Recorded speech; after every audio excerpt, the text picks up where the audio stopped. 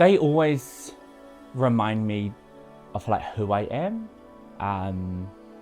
because they're the ones, either biological or chosen, have been like, we love you for you.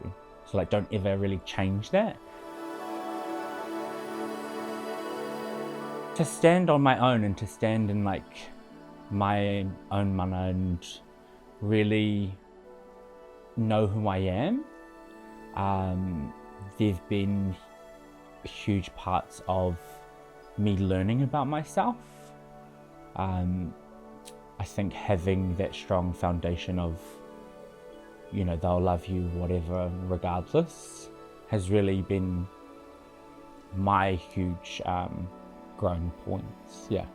I think coming out as like a gay man, that was, I didn't essentially really have to come out per se. You know, you do that whole big thing and then whānau are like, well, are you happy? I'm like, yeah. They're like, all good. Some of my other friends, that wasn't the case.